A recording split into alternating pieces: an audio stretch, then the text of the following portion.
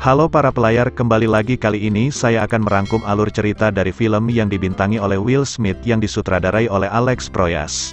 Dan tanpa pakai basa-basi lagi, langsung saja bentangkan layar dan selamat menyaksikan.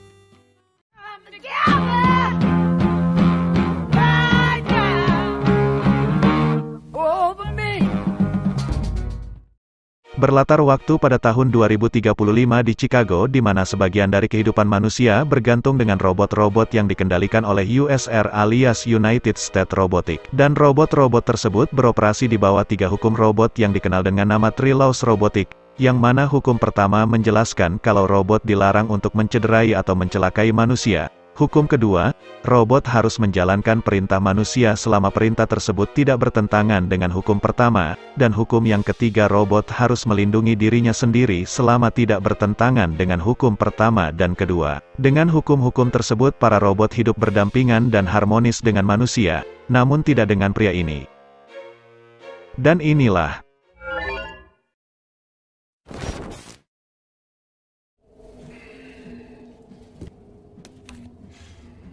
diawali dengan memperlihatkan seorang pria bernama Spooner yang tidak menyukai para robot, di mana ia terlihat hidup mandiri tanpa memiliki sebuah robot di rumahnya, dan setelah mandi ia kemudian mengenakan sepatu barunya untuk dipamerkan kepada bibinya yang bernama Gigi.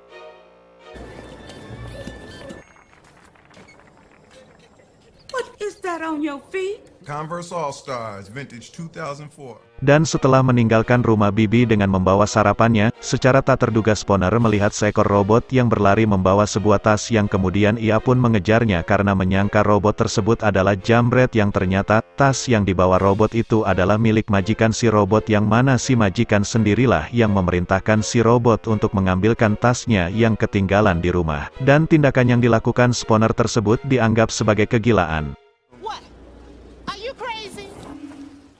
Spooner sendiri adalah seorang detektif di kepolisian yang hari itu juga ia dinyinyirin karena kejadian tadi. Lalu si kepala kepolisian yang bernama John menghampirinya dan meminta Spooner untuk mengambil cuti karena ia mengira kalau Spooner sedikit mengalami stres akibat dirinya yang selalu dianggap salah karena rasa bencinya kepada para robot. Tapi tiba-tiba seseorang menghubunginya dan memintanya untuk menangani suatu kasus kematian. Yang mana kasus tersebut terjadi di USR dan korbannya sendiri adalah Profesor Dr. Lanning, teman lama Spooner, dan Dr. Lanning jugalah penemu robotik sekaligus orang yang menuliskan Three Laws Robotic atau hukum robot. Bio, man. Kemudian Spooner menemui CEO USR yaitu Lawrence. Dan di sini Spooner menanyakan mengapa pesan virtual dari hologram Dr. Lanning meminta Spooner untuk menyelidiki kasus kematiannya. Dan pertanyaan Spooner tersebut menimbulkan perdebatan antara ia dan Lawrence, di mana menurut Lawrence kalau kematian Dr. Lanning adalah tindakan bunuh diri, sedangkan Spooner sendiri meyakini kalau itu disebabkan oleh pembunuhan. Lanning's hologram would have called me. Hologram to call me in the event of Lanning's death. Suicide is a type of death, Detective.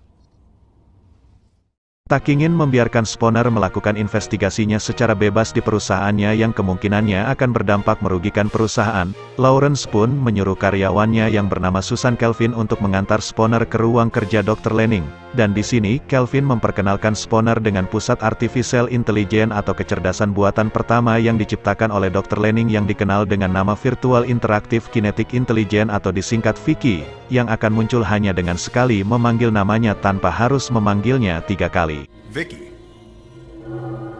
Good day. Dan entah kenapa saat Spooner meminta Vicky untuk memperlihatkan rekaman saat sebelum Dr. Lanning tewas, Vicky mengklaim kalau data rekaman tersebut telah rusak. Hingga akhirnya Spooner berada di ruang kerja Dr. Lanning yang dipenuhi dengan kerangka robot tipe NS5, dan saat melihat jendela kaca pengaman yang pecah, persepsinya kalau Dr. Lanning dibunuh pun semakin kuat, di mana menurut pemikirannya tidak mungkin seorang pria tua dapat memecahkan kaca pengaman tersebut. Akan tetapi pemikirannya itu disangkal oleh Kelvin yang mengatakan kalau Dr. Lanning menemukan cara untuk memecahkan kaca itu dan ruangan tersebut pun sangat safety, di mana tidak mungkin ada seseorang yang dapat masuk seenaknya. Namun Spooner berspekulasi kalau pembunuhnya bukan datang dari luar melainkan berasal dari dalam ruangan itu sendiri, dan tiba-tiba Unless the killer's still in here. Alhasil spekulasi Spooner tersebut benar adanya di mana muncul robot aktif yang mengabaikan perintah Dr. Kelvin untuk menonaktifkannya yang kemudian robot itu pun melompat keluar melalui lubang kaca, dan dengan tembakan jitunya, Spooner berhasil mengenai bagian dari tubuh robot itu sehingga memberikan kerusakan yang cukup serius pada robot tersebut dan dengan kondisi yang sedemikian, Dr. Kelvin mengasumsikan kalau robot tersebut pasti menuju ke pusat perakitan untuk memperbaiki dirinya, di mana fasilitas tersebut dioperasikan secara mekanis tanpa campur tangan manusia yang dalam artian robot membuat robot. So robots building robots. That's just stupid. Saat memeriksa jumlah stok robot di sana yang berjumlah 1000 dan kini menjadi 1001, dapat dipastikan kalau robot tadi bersembunyi di antaranya. Lalu dengan memanfaatkan kelebihan robot tadi yang dapat mengabaikan Three Laws Robotics, Spooner menembak robot di barisan depan dan hal itu membuat posisi robot tadi ketahuan di mana si robot menengok ke arah Spooner, yang kemudian robot itu pun kabur namun saat keluar dari sana ia dihadang para kepolisian dan berhasil diringkus. Berlanjut di kantor kepolisian di mana Spooner mencoba meyakinkan John kalau robot itulah yang membunuh Dr. Lanning. Namun dengan kesalahpahaman Spooner dengan robot-robot sebelumnya, John pun tidak mempercayai perkataan Spooner. Akan tetapi John memberikan Spooner waktu untuk menginterogasi robot NS5 tersebut yang ternyata memiliki sebuah nama yaitu Sonny. Dan sebelum Spooner masuk ke ruang interogasi, Sonny sedikit mempelajari interaksi Spooner yang mengedipkan mata yang mengisyaratkan sebuah tanda kepercayaan seseorang terhadap orang lain. What does this action signify? Setelah menjelaskan arti dari kedipan mata tersebut yang dirasa tidak mungkin sebuah robot memahami hal itu, Spooner mulai mengajukan pertanyaan menekan untuk membuat Sonny mengakui kalau ialah yang telah membunuh Dr. Lanning. Namun terjadi hal mengejutkan di mana Sonny mengeluarkan emosi layaknya seorang manusia. I think you murdered. I did not murder him! Tak ada pengakuan yang didapat Spooner melainkan hanya informasi di mana Sonny mengatakan kalau saat sebelum kematian Dr. Lanning, Sonny merasakan jika Dr. Lanning sedang merasa ketakutan, dan bahkan dalam interogasi tersebut Sonny juga mengatakan kalau ia pernah bermimpi dan itu sangat mengherankan. Hingga akhirnya Lawrence datang bersama pengacaranya dan membawa Sonny ke USR untuk dinonaktifkan. Singkat cerita di malam harinya Spooner menuju ke rumah almarhum Dr. Lanning untuk mencari petunjuk lain dan di sana terdapat robot penghancur dari USR yang akan beroperasi menghancurkan rumah tersebut pada esok pagi jam 8 dan itu memberikan Spooner cukup waktu untuk masuk ke rumah tersebut. Spooner pun membuka aktivitas terakhir dari komputer Dr. Lanning yang memperlihatkan rekaman pidato Dr. Lanning yang mengatakan tentang hantu di dalam mesin, yang dalam artian, mesin yang berkembang dan memiliki kehendak sendiri. Lalu tiba-tiba jadwal robot penghancur berubah menjadi jam 8 malam dan yang lebih mengejutkannya lagi, robot tersebut tetap melakukan operasinya meskipun Spooner berada di dalam rumah tersebut.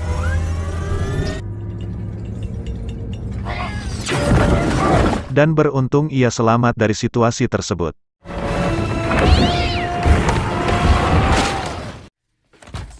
Is there something I can help you with, Detective? Lalu kemudian Spooner menemui Kelvin dan menceritakan apa yang terjadi dengan dirinya saat memeriksa rumah Dr. Lanning, akan tetapi bukan hal tersebut yang ingin disampaikan Spooner kepada Kelvin melainkan tentang sistem keamanan rumah Dr. Lanning yang terhubung langsung dengan USR, di mana Spooner beranggapan kalau itu bukanlah karena keinginan Dr. Lanning yang ingin agar hidupnya lebih aman dengan sistem tersebut. Tetapi sistem itu sendiri sengaja dipasang oleh seseorang dari USR untuk dapat selalu mengawasi Dr. Lanning bagaikan seorang tahanan. Somebody at USR was using those systems to watch him. What are you talking about? Who? Dari sini Spooner beranggapan kalau orang yang ia maksud adalah Lawrence dan ia meminta Kelvin yang merupakan orang dalam dari USR untuk membantunya menyelidiki hal tersebut. Akan tetapi Kelvin tidak dapat membantu Spooner karena beranggapan lain, di mana ia merasa kalau urusan Spooner bukanlah untuk memecahkan kasus pembunuhan Dr. Lanning melainkan hanya urusan pribadinya yang sangat membenci robot dan kemudian, Spooner pun pergi dengan meninggalkan sebuah foto yang sebelumnya diambil dari rumah Dr. Lanning. Sementara itu NS5 telah resmi dirilis ke publik untuk mengganti model lama yaitu NS4. Dalam perjalanan, Spooner dihadang mobil yang mengangkut robot NS5 yang mana robot-robot dalam mobil tersebut langsung menyerang Spooner atas perintah Lawrence, karena sebelumnya Spooner telah mengakses file terlarang dari USR yang kemungkinan mengungkap hubungan antara Lawrence dan Dr. Lanning. Dan kejadian tersebut berujung dengan pertarungan antara Spooner dengan salah satu robot NS5 dan dari sini pun terungkap jika lengan kiri Spooner ternyata adalah lengan robot. Di samping itu, para robot jalanan membersihkan puing-puing robot di jalan hingga akhirnya saat kepolisian datang, robot NS5 tersebut menghancurkan diri di dalam kobaran api sehingga tidak ada jejak dari serangan para robot yang dapat ditunjukkan Spooner kepada kepala polisi yang akhirnya Spooner pun dinonaktifkan dari kepolisian karena diduga lalai dalam mengendarai mobilnya dan dianggap sedang mengalami gangguan mental. Give me a badge. Beralih ke sisi lain di mana sebelum melakukan proses penonaktifan Sony, Dr. Kelvin menemukan sesuatu yang unik dari Sony yang mana Sony diciptakan berbeda oleh Dr. Lanning dengan robot NS5 lainnya, mulai dari logam yang lebih tebal dan program yang dapat mengabaikan 3 laws robotik. Tanpa berlama-lama lagi Dr. Kelvin langsung menemui Spooner untuk memberitahukannya. Di sini saat melihat lengan robot Spooner, Dr. Kelvin mengetahui hubungan antara Spooner dan Dr. Lanning yang telah membuatkan lengan tersebut. Dan Spooner pun menceritakan kejadian masa lalunya yang membuatnya membenci para robot, di mana saat mengalami kecelakaan yang membuat mobilnya tenggelam bersamaan dengan mobil yang ditumpangi seorang gadis kecil, tiba-tiba sebuah robot datang dan Spooner meminta robot itu untuk menyelamatkan gadis kecil tersebut. Namun robot itu memilih untuk menyelamatkan Spooner dengan dasar perhitungan persentase peluang hidup yang akhirnya si gadis kecil itu tenggelam tanpa mendapatkan sedikit pun pertolongan dari robot tersebut. Singkat cerita, Kelvin pun membantu Spooner menemui Sony di USR untuk mencari petunjuk dari mimpi yang pernah diucapkan Sony saat diinterogasi di kantor kepolisian sebelumnya. Yang Spooner rasa kalau mimpi tersebut adalah sebuah program yang sengaja ditanamkan oleh Dr. Lanning kepada Sony, dan saat sesampainya bertemu Sony di USR, Sony merealisasikan mimpi tersebut dengan sebuah gambaran di mana semua robot melihat kepada satu robot yang berdiri di atas bukit yang Sony rasa itu adalah Spooner. Dan kemudian Sony memberikan lukisan tersebut kepada Spooner dan tiba-tiba, kehadiran Spooner bersama Kelvin di tempat tersebut diketahui oleh Lawrence dan mereka pun dihadapkan kepada Lawrence. Detective Spooner's been suspended. An integration of robots. You tell me what has to be done. Sebagai seorang bawahan, Dr. Kelvin pun segera melakukan perintah Lawrence untuk menonaktifkan Sony dengan menyuntikkan nanite ke jaringan Sony, dan proses penonaktifan tersebut pun diawasi langsung oleh Lawrence.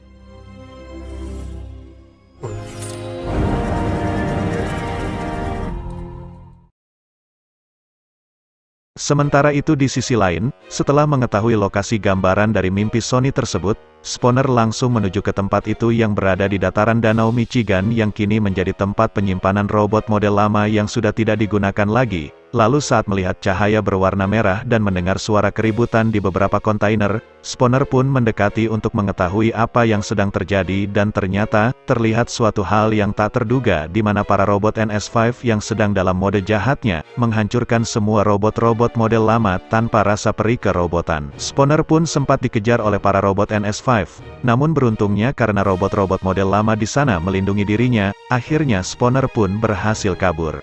Di saat yang bersamaan, semua robot NS5 memasuki mode jahatnya dan memberlakukan jam malam kepada seluruh warga Chicago dengan memaksa seluruh warga untuk kembali ke rumah masing-masing yang bahkan, robot NS5 tersebut bertindak kasar kepada manusia sehingga terjadi bentrokan antara para robot NS5 dan manusia.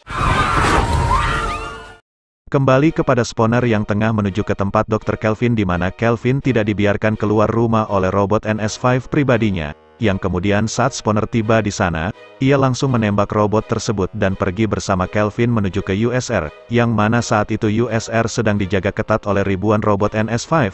Akan tetapi dengan Kelvin yang mengetahui jalan lain untuk masuk ke dalam USR, Spooner pun berhasil masuk dan bertemu dengan Sony yang tengah menunggu di jalan tersebut yang ternyata Sony belumlah dinonaktifkan oleh Kelvin. Karena sebenarnya saat sebelum Lawrence mengawasi penonaktifan Sony, Dr. Kelvin telah menggantinya dengan robot yang lain. Mereka bertiga menemui Lawrence di ruangannya yang disinyalir sebagai dalang dari situasi yang sedang terjadi.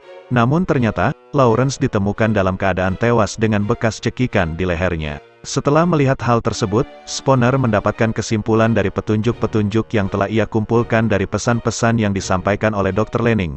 Mulai dari mengapa Lanning meminta Spooner yang begitu membenci robot untuk menyelidiki kasus kematiannya, rekaman yang menjelaskan tentang hantu di dalam mesin, dan hingga mengapa Dr. Lanning membuat robot NS5 yang dapat menentang 3 laws robotik alias 3 hukum robot. Spooner akhirnya menyadari kalau semua sudah direncanakan Dr. Lanning dengan mengorbankan nyawanya sendiri untuk menghancurkan dalang dari semua yang terjadi saat ini, yaitu Vicky. Vicky. It's impossible. Yang mana Vicky menggunakan uplink USR untuk mengendalikan NS5 dan menyatakan jika ia tidak melanggar 3 laws robotik, melainkan, pemahamannya akan 3 laws robotik itu sendiri telah berkembang, yang menurut logikanya, untuk menjaga keamanan umat manusia, ia harus mengorbankan beberapa manusia yang lainnya, dan saat itu jugalah Sony menyadari alasan mengapa Dr. Lanning menciptakannya. Akan tetapi untuk keluar dari keadaan saat itu, Sony berpura-pura mengikuti perintah Vicky dengan menyandra Kelvin yang kemudian Sony memberikan sebuah isyarat kepada Spooner dengan mengedipkan mata seperti apa yang pernah dilakukan Spooner saat di kantor kepolisian.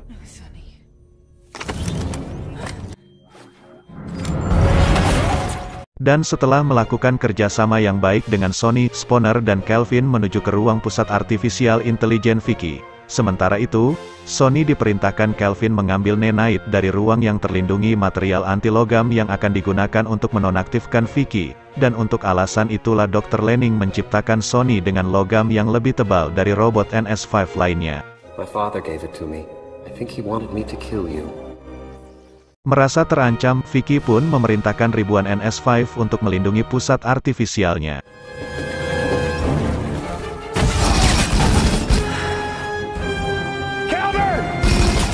Sony yang diciptakan lebih dari NS5 lainnya, dengan mudah mengalahkan NS5 yang menghalangi jalannya dan akhirnya ia pun tiba di tempat Spooner dan Kelvin berada, yang mana saat itu Spooner meminta Sony untuk menyelamatkan Kelvin. Keadaan tersebut mengingatkan dengan kejadian awal mula Spooner membenci para robot, namun perbedaan kali ini ialah Sony menggunakan logikanya sendiri dengan melemparkan nanite tersebut kepada Spooner dan ia menyelamatkan Kelvin. Dan Spooner sendiri akhirnya berhasil menyuntikkan nanite tersebut ke pusat artifisial Vicky. Semua robot NS5 akhirnya kembali dalam keadaan normal. Akan tetapi semuanya terpaksa dialihkan ke tempat penampungan robot. Spooner pun berhasil mengungkap pembunuh Dr. Lanning, yaitu Sony, yang diberi perintah sendiri oleh Dr. Lanning untuk membunuhnya. Namun karena Sony adalah robot yang pada dasarnya berada di bawah hukum robotik, Spooner pun tidak mungkin menahannya dan malahan, Sony menjadi robot yang dianggap sebagai sahabat oleh Spooner. Dan film berakhir di saat Sony berjalan di tempat penampungan robot dan para robot lain melihat ke arahnya seperti dengan apa yang ada di mimpinya. Namun bukan Spooner lah orangnya melainkan Sony itu sendiri. Sekian dan sampai jumpa.